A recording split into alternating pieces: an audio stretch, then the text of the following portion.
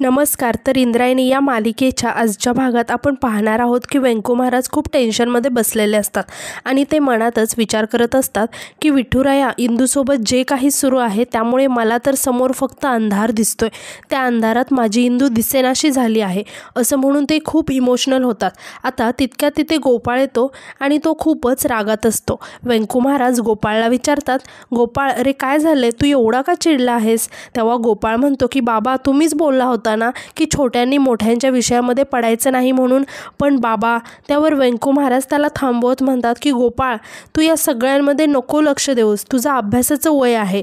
तेव्हा गोपाळ चिडून म्हणतो की दाजी आणि मोठ्या बाईंचं वय कशाचं आहे? इंदूच्या कीर्तनाचा बाजार मांडला आहे त्यांनी. इंदू म्हणजे भविष्यात पैसे छापायची मशीन आहे त्यांच्यासाठी. इंदूच्या कीर्तनाची सुपारी घेतात ते, आणि आता तर इंदूच्या कीर्तनासाठी 75,000 ठरले आहेत. तेव्हा व्यंकू महाराज खूप शॉक होतात आणि परत ते गोपाळला म्हणतात की हे बघ गोपाळ, कोणावरही हे असे आरोप करण्यापूर्वी आपल्या हातात काहीतरी पुरावे पाहिजेत. यावर गोपाळ म्हणतो की पुरावे आहेत म्हणूनच बोलतो मी बाबा, आणि म्हणतो की बाबा तुम्ही माझ्यासोबत चला, तुम्हाला दाखवतो मी पुरावा. असं म्हणून तो व्यंकू महाराजांच्या हाताला पकडून त्यांना तिथून घेऊन जातो. यानंतर आपण पाहतो की गोपाळ व्यंकू महाराजांना मोठ्याबाईंच्या खोलीत घेऊन आलेला असतो. तेव्हा व्यंकू महाराज आश्चर्याने गोपाळला विचारतात की गोपाळ, अरे इथे कुठे घेऊन आलायस मला? गोपाळ म्हणतो की बाबा, मला तुम्हाला काहीतरी दाखवायचं आहे. असं म्हणून तो मोठ्याबाईंच्या खोलीतील कपाट उघडायला लागतो. यावर व्यंकू महाराज त्याला थांबवत म्हणतात की गोपाळ, अरे काय करतोयस तू हे? दादा वहिनी कोणीही इथे नाहीये आणि असं त्यांच्या कपाटाला हात लावणं अतिशय चुकीचं आहे. तेव्हा गोपाळ म्हणतो की बाबा प्लीज मला 1 मिनिट द्या. असं म्हणून तो कपाट उघडतो आणि काहीतरी शोधायला लागतो. व्यंकू महाराज गोपाळला थांबवण्याचा प्रयत्न करत असतात. आता गोपाळ कपाटात शोधाशोध करतो आणि त्याला कपाटात काही पैसे सापडतात. ते पैसे बघून तो व्यंकू महाराजांना म्हणतो की हे बघा, इंदूच्या कीर्तनासाठी घेतलेला ॲडव्हान्स. तेव्हा व्यंकू महाराज खूप शॉक होतात. गोपाळ म्हणतो की बाबा, मी खात्रीने सांगू शकतो की हे 40,000 आहेत. अहो स्वतः दाजीने सांगितलं आहे मला. तितक्यात मोठ्याबाई तिथे येतात. आता त्या गोपाळ आणि व्यंकू महाराजांना तिथे बघून खूप घाबरतात आणि रागाने ओरडून म्हणतात की व्यंकट भाऊजी, असं म्हणून त्या धावत येऊन कपाटाचा दरवाजा बंद करतात आणि घाबरून विचारतात की काय चाललं आहे तुमचं? तुम्ही इथे काय करताय? माझ्या खोलीत येऊन माझ्या कपाटाला हात लावताय? पटतंय का तुम्हाला? हे बरोबर आहे का? हे म्हणजे दिवसाढवळ्यात डाका टाकल्यासारखं झालं ना? तेव्हा व्यंकू महाराज म्हणतात की वहिनी, आमच्या हातातून चूक झालेलीच आहे. तुम्ही नसताना तुमच्या कपाटाला आम्ही हात लावला, हे चुकीचंच आहे. पण याचा अर्थ तुम्ही बरोबर आहात असा होत नाहीये ना. आमच्या हातून चूक झाली आहे, पण तुमच्या हातून अपराध झाला आहे, अपराध. समजते का तुम्हाला? हे सगळं काय करताय तुम्ही हे जे काही करताय ना, ते शोभतंय का तुम्हाला? यावर मोठ्याबाई थोड्याशा घाबरत म्हणतात की तुम्हाला तरी शोभतं का? तुम्हाला तरी पटतं का हे असं वागणं? व्यंकू महाराज रागाने म्हणतात की हेच सगळे प्रश्न मला सुद्धा पडले आहेत. तेव्हा मोठ्याबाई म्हणतात की शब्दांचा खेळ करण्यात ना तुमचा हात कोणीच धरू शकत नाही. तोच करून तर तुम्ही गादी लाटली आहे. व्यंकू महाराज रागाने म्हणतात की वहिनी, विषय उगाच भलतीकडे घेऊन जाऊ नका तुम्ही. यावर मोठ्याबाई म्हणतात की मग तुम्ही सुद्धा माझ्या खोलीत येऊन माझ्या कपाटाला हात लावू नका. हे असले उद्योग तुमच्या विठुरायाला तरी आवडले असते का? तुमच्या स्वतःचे नाही तर तुमच्या देवाची तरी लाज बाळगा. हे ऐकून गोपाळला खूपच राग येतो. तेव्हा गोपाळ रागाने म्हणतो की काकू बास करा आता. पण व्यंकू महाराज गोपाळला शांत व्हायला सांगतात आणि म्हणतात की गोपाळ, मर्यादा. यावर मोठ्याबाई म्हणतात की मर्यादा तर त्याने कधीच ओलांडल्यात. हेच आहेत तुमचे संस्कार. व्यंकट भाऊजी, तुमचा मुलगा ना स्वतःच्या सख्ख्या काकूवरती आवाज चढवतोय. तेव्हा व्यंकू महाराज म्हणतात की वहिनी, स्वतःची चूक मान्य करण्याऐवजी तुम्ही विषय उगाच भलतीकडे घेऊन जाऊ नका. आणि चोरी मी नाही, तुम्ही केली आहे. मोठ्याबाई रागाने म्हणतात की उचलली जीभ लावली टाळायला आणि म्हणतात की मी खोलीमध्ये नसताना माझ्या खोलीत येऊन माझ्या कपाटाला तुम्ही हात लावला, वर तुम्ही मलाच बोलताय. हे बोलताना लाज नाही वाटत का तुम्हाला? यावर व्यंकू महाराज म्हणतात की अहो, लाज तर त्यांना वाटली पाहिजे जी विठुरायाच्या भक्तीचा, कीर्तन सेवेचा बाजार स्वतःला आणि स्वतःच्या घरच्यांना फसवून मांडतायत. यावर मोठ्याबाई म्हणतात की चोराच्या उलट्या बोंबा, हे असं करूनच तुम्ही गादी लाटली आहे ना, आणि वरून यांनाच. तेव्हा व्यंकू महाराज त्यांना थांबवत म्हणतात की वहिनी बस, मला एक सांगा की जिचं कीर्तन तुम्ही ठेवलं आहे त्या इंद्रायणीला तरी माहिती आहे का तिच्या कीर्तनाचे तुम्ही हे एवढे पैसे घेतले आहेत? सेवेसाठी नाही तर सुपारीसाठी कीर्तन करायला लावताय तुम्ही तिला. यावर मोठ्याबाई खूप घाबरतात आणि म्हणतात की काय संबंध आहे, तिला काय कळतंय त्यातलं, लहान आहे ती, माणसाला ज्यातलं कळत नाही त्यामध्ये बोलू नये. तेव्हा व्यंको महाराज हसत म्हणतात की हो का, आणि विचारतात की मग तुम्हाला तरी काय कळतं हो कीर्तनातलं, काय कळतं काय, तरी घेताय ना कीर्तनाच्या सुपाऱ्या? मोठ्याबाई म्हणतात की एखाद्याचा अपमान केल्याशिवाय तुम्हाला तुमची योग्यता सिद्ध करताच येत नाही का हो, तेच करताय तुम्ही आता. यावर व्यंको महाराज म्हणतात की प्रबोधनासाठी जे कीर्तन केलं जातं ते धनासाठी करायला लावताय आणि वर मलाच सांगताय की कीर्तनकाराला काय कळतं म्हणून.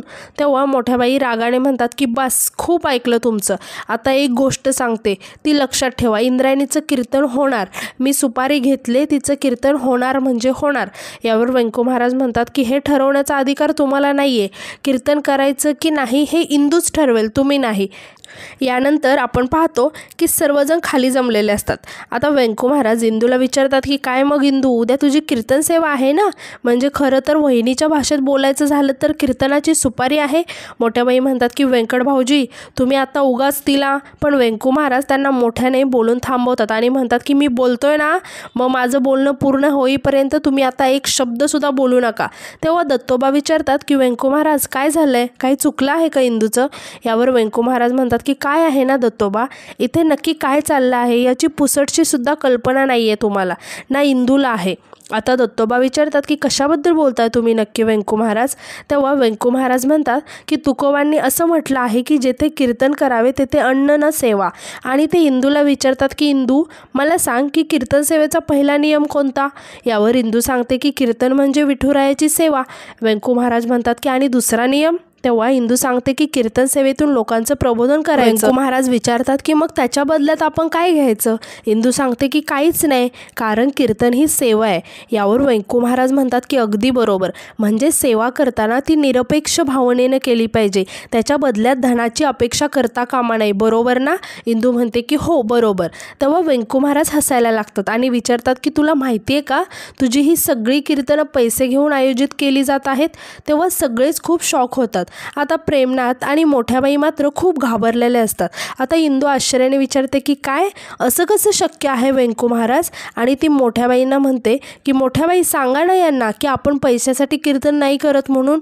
व्यंको महाराज म्हणतात की मी सांगतो ना तुला, तुझ्या कीर्तनासाठी 75,000ची सुपारी घेतली आहे यांनी. आणि ते प्रेमनाथला विचारतात की काय जावई बापू बरोबर आहे ना, म्हणजे आकड्यांमध्ये काही कमी जास्त झालं नाही ना माझं? तेव्हा प्रेमनाथ घाबरून म्हणतो की कसं आहे ना चुलत सासरे बुवा, आम्ही फक्त मॅनेजर म्हणून सुपाऱ्या आणतो, काय करायचं व्यवहारायचं ते सासूबाई बघतात सगळं. आता व्यंको महाराज म्हणतात की व्यवहार, कीर्तनासाठी मॅनेजर? आणि ते मोठ्याबाईंना विचारतात की काय वहिनी जावई बापू मॅनेजर, मग तुम्ही काय कीर्तनाच्या कंपनीच्या मालकीण आहात का?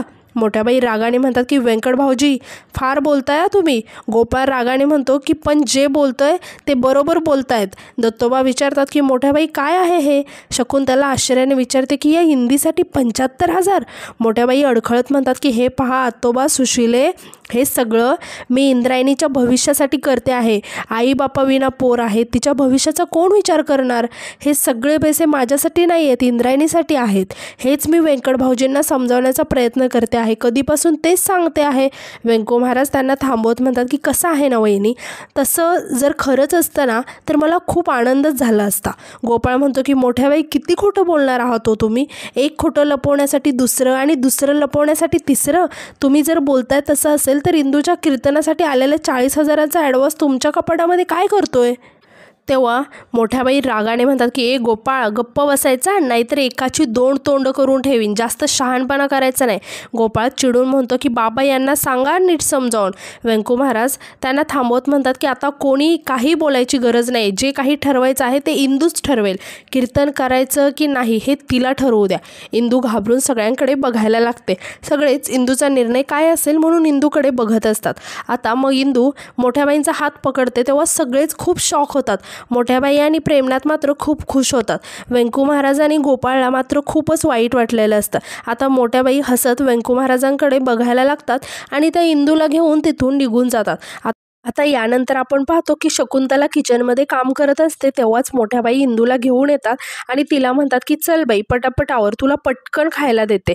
आता इंदू एका खुर्चीवर बसते तेव्हा मोठ्या बाई म्हणतात की त्या खुर्चीवरती बसू नको, इथे मेन खुर्चीवरती बस. इंदू म्हणते की पण मोठ्या बाई ती तुमची आहे ना. तेव्हा मोठ्या बाई म्हणतात की तुझी काय माझी काय सारखंच आहे, बस. असं म्हणून त्या इंदूला तिथे बसायला सांगतात आणि त्या तिला चहा बिस्किट देतात आणि म्हणतात की हे बघ तुला आवडतो म्हणून भाजक्या पोह्यांचा चिवडा सुद्धा आणला आहे आणि सांगतात की तुझ्याच पैशाने आणला आहे बरं का. शकुंतला हे सर्व ऐकत असते. आता मोठ्या बाई इंदूला म्हणतात की आज तुझं कीर्तन आहे ना, पोटभर खाऊन घे आणि मला ना तुझी दृष्ट काढायची आहे. आता एवढ्या लहानपणीच तुला खोऱ्याने पैसा कमवता येतोय आणि त्या शकुंतलाकडे बघत म्हणतात की मला तर वाटतं की फक्त बाहेरचीच माणसं जळतात तुझ्यावर, पण तसं नाही बरं का. खरं घरातली माणसंसुद्धा तुझ्यावरती जळतात आणि एकदम राख राख होऊन जातात. तेव्हा शकुंतलाला खूप वाईट वाटतं. इंदू म्हणते की मोठ्या बाई असं काही नाही, घरातले सगळे माझ्याशी खूप चांगलं वागतात. आता मोठ्या बाई हसत म्हणतात की अज्ञानामध्ये सुख असतं असं म्हणतात ना, ते हे असं तू निर्मळ आहेस, निरागस आहेस म्हणून तुला जग असं दिसतं. आणि परत म्हणतात की जाऊ दे, काय बोलत बोलत बसले मी. आणि मोठ्याने ओरडून म्हणतात की मोठ्या बाईंनी ठरवलेलं तुझं कीर्तन आज एकदम दणक्यामध्ये होणार आहे बरं का, मला खात्री आहे.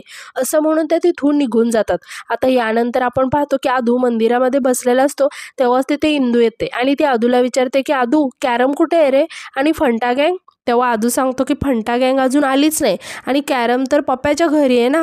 इंदू रागाने म्हणते की या मुलांना ना काही टाईमची व्हॅल्यूच नाही आहे. तो टिंग्या कुठेतरी व्हिडिओ गेम खेळत असेल आणि पप्प्या काहीतरी खात असेल खादाड कुठला. यावर आदू मोठ्याने हसायला लागतो. इंदू आदूला म्हणते की तुला एक विचारू का, तू संध्याकाळच्या कीर्तन सेवेला माझ्याबरोबर येशील का. तेव्हा आदू म्हणतो की येणार ना. अगं हे काय विचारणं झालं का. तितक्यात तिथे गोपाळ येतो. आता इंदू आदूला म्हणते की मला माहिती होतं माझा बेस्ट फ्रेंड माझ्यासोबत नक्की येणार. आता गोपाळ त्या दोघांकडे रागाने बघायला लागतो आणि काहीही न बोलता रागाने तिथून निघून जातो. आदू त्याला थांबवण्याचा प्रयत्न करतो पण गोपाळ काहीही न बोलता तिथून निघून जातो. आदू थोडासा नाराज होतो आणि म्हणतो की गोपाळ दादा आज माझ्याशी न बोलताच निघून गेला. तेव्हा इंदू म्हणते की माझ्यामुळे, तुझ्यासोबत होते ना मी म्हणून. आदू म्हणतो की मला तर वाटतं तो तुझ्यावर खूपच रागावला आहे. यावर इंदू म्हणते की रागावू दे, मी काय आणि कशासाठी करते ते फक्त मला आणि माझ्या विठुरायालाच माहिती आहे. आणि तिला रात्रीचा तो प्रसंग आठवतो. जेव्हा इंदू विठुरायासोबत बोलत असते तेव्हा मंदिरामध्ये एक व्यक्ती येते आणि रामकृष्ण हरी असं म्हणते. मग इंदू त्यांना बघून खूप खुश होते आणि सर्व काही सांगते. हे सगळं आठवून इंदू म्हणते की विठुराया माझ्या पाठीशी आहे आणि त्याला माहिती आहे की त्याची इंदू कधीच चुकीची वागणार नाही. असं म्हणून ती विठुरायाला नमस्कार करते आणि आजचा भाग इथेच संपतो. धन्यवाद.